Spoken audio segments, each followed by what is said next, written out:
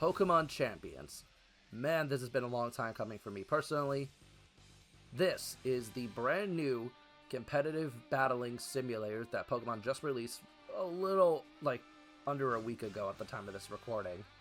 I have a lot that I want to say, not only as in terms of someone who's looking into making content for Pokemon, but more so just from the perspective of someone who's been playing the game for well over 15 years, and, well, at least from a competitive level. I've been playing the game a lot longer than that, but I wanted to go and give you guys my thoughts on the game and talk about some of the things that I think are very much hit or miss. And so this is going to be more of a pros and cons of Pokemon Champions. Some of the things they did good, some of the things that I feel like they can improve on, and everything that I think is just not the best, and they definitely need to work on. I'm going to be covering that and more in this video, and so if you're interested in, wanting to see more Pokemon content on this channel, let me know in the comments. And without further ado, let's talk about Pokemon Champions. To start, I think I should make it very clear that Pokemon Champions is more than just an online battle simulator. To many people, this is their first time actually getting involved with competitive Pokemon in any sort of sense. And so I feel like one of the major misconceptions of this was just going to be the main place for VGC. No, this is just the main place for any sort of competitive battling going forward. When it comes to the Pokemon franchise in previous generations or just throughout the years, it's always been within the mainline generations of Pokemon. Think Sword and Shield, Scarlet and Violet, etc., etc. Up until now, they've been primarily waiting for, to having to relate for new Pokemon to be released in a new main series game, and then having to wait until even further Pokemon gets revealed or re-released in some forms of DLC and whatnot. Pokemon Champions, because it's a live service game, they can immediately just add in whatever the hell they want whenever the time is right, and that is definitely more so the case, especially when you consider the fact that they purposely made things simplified, i.e. they didn't really have a lot of the major hell items or competitive Pokemon that we've already come to become accustomed to over the last few years with Scarlet and Violet inside of Champions immediately. And this makes a ton of sense. They want to simplify not only the gameplay, but also make things a little bit more digestible for new players coming in for the very first time. I know Commander Jaime, for example, only recently found an interest into it after I explained to him, yeah, this is a whole new thing. You could start from basically scratch and get fully, acclimated in slowly over time with this game. And he's been having a blast playing it.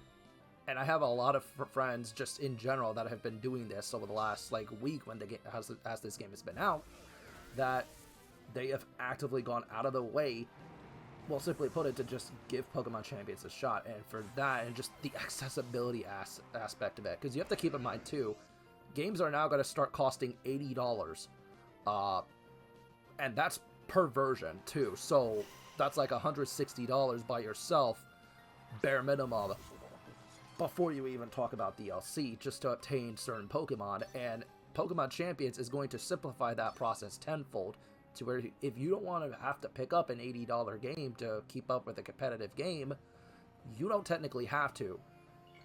There are a few caveats to that, and I'll talk about that later on when I go more so to the negatives aspect of this game.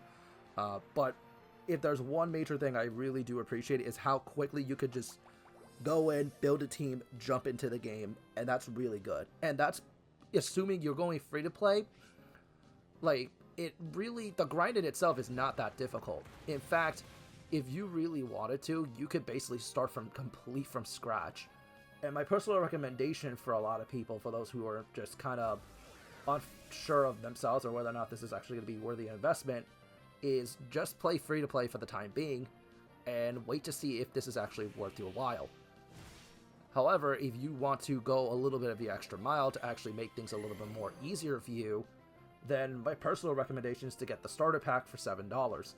This will give you 50 training tickets, which allows you to essentially customize and train your Pokemon up however you see fit without having to waste the actual points you accumulate through the gameplay wise to actually, make the Pokemon. And this is more so part of that accessibility aspect that I mentioned earlier, where they at least give you ways to actually, like, train your Pokemon up, and more ways than one. Every time you battle, partake in missions, so on and so forth, you get VP, which is this game's currency. This literally gives you access to anything. Items, Mega Stones, custom trainers, like, outfits and whatnot, throwing animations, and specifically, and most important to this part of the section of the video, training your Pokemon. Now, training your Pokemon is, well, pretty standardized, and they simplified it in comparison, like, how it's been over the last, like, over 20 years with the EV and IV system. They completely have reworked it to make it so that way everything has perfect stats right out the gate, but they've also made it so that way you can have additional stat points allocated however you see fit. Now, each individual, like change in a certain Pokemon's, like, moveset, stat spread, etc., costs VP. And the more you use the more you have to basically build from scratch, the more VP you're going to be spending. Like, a lot of these Pokemon, if you're building a Pokemon from scratch, I think you're going to have to waste at least 3,000 VP per Pokemon, and that's just inefficient. Which is where the training tickets come in. Via various missions and a myriad of different, like, requirements or achievements that you end up getting through game, you end up acquiring these. Save these, hold on to these as long as you need, as once you actually have your team ready to go. Hold on to them and basically hoard them, because, trust me, they're going to come up quite a bit, and especially if you're starting off free to play, you're not going to get too many of these right out the gate. Which is why I strongly believe that getting the starting pass at the very least at least gets you your foot in the door without having to completely strain yourself to actually sit there and waste mindless hours not entirely knowing what you're doing. They also have tutorials as well, which are really self-explanatory and help further get you more acclimated to the game, and for that I really applaud it, especially since they give you a lot of really good rewards. I'm specifically talking like Mega Stones, more VP, etc. And all these tutorials can easily help you get you even further into the door. Now, let's say you're actually starting completely from scratch, like I'm assuming a good majority of you would be. Where do you begin? Simply put it, you'll be recruiting your Pokemon. Recruiting your Pokemon is very self-explanatory. You pick out of a table of a bunch of, like, Pokemon that you're given, like, rerolls per day, and essentially you get to choose which Pokemon you actually want to, recruit. There's a trial period which allows you to mess around with it just briefly, but you can't change its stats, but you can permanently recruit them later if you so choose. My number one recommendation if you're starting completely from scratch is just permanently recruit at least one or two of them that you know are actually going to be good for you, and just go from there. And there's no harm in it, because realistically speaking, you're going to be given a lot of tickets and a lot of stuff that allow you to recruit them very easily and permanently keep on your team. However, and this is the massive quotation I'm going to go with this, all this is completely null and void in my honest opinion if you have a Pokemon Home subscription. The only reason why you would actually go through with any recruitment at that point is simply so you can get more VP, which is part of one of your daily missions or so. So, yeah, it's just not worth it at the end of the day. That being said, though, this game does kind of encourage you to actually obtain Pokemon from Pokemon Home, and specifically from Legend ZA, as 4 Mega Evolutions are completely out of the question for you unless you transfer from those games. And one of them, actually 2 of them, are really overpowered right now.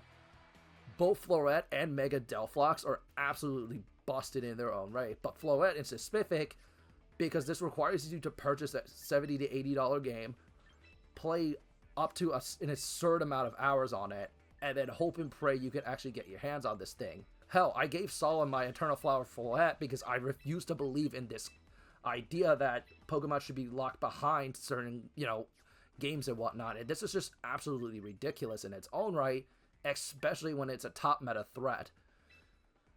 And so, yeah, that aspect of it is not necessarily great, but aside from that, if there's one massive benefit for this being a live service game, I think if it's anything, it's the fact that they can immediately put in or patch out any major issues that potentially come up. For example, whenever you Mega Evolved when the game first came out, if your opponent also Mega Evolved, it was a random chance that, regardless of speed tier or regardless of who is technically faster, who's supposed to go first, the other person could just straight up Mega Evolve before you do, and this would cause a lot of headaches in its own right, especially when you combine this with switching, which seemed at first to have its own priority, and it was an absolute nightmare. But they eventually went and patched it in the first few days of the game, and everything was, patched out to be, as intended. And thank God, too, because that gave me a lot more confidence that this game is actually going to be worthwhile for those people who are actively wanting to spend the time, effort, and resources into getting good at this. And considering that this has the potential to be the next major esport, yeah, I kind of feel like they needed to have this kind of live service, quick update, quick patching, so that way there aren't too many issues. Now, that being said, though, I am a little concerned with how little there actually is to, kind of work with. And at the time of this recording, I don't know how the Champions tier works out yet. That doesn't come out till later this week. And so a lot of our expectation of this is going, well, how are we going about this, really? And so at the end of the day, I'm really excited for what Pokemon Champions has in store for it. I guess if any major gripe I have with this game personally is that I think it's a little too basic, in my honest opinion. But this is, again, coming from the perspective of someone who's been playing the game competitively for nearly 20 years. So, yeah, take that with a massive grain of salt.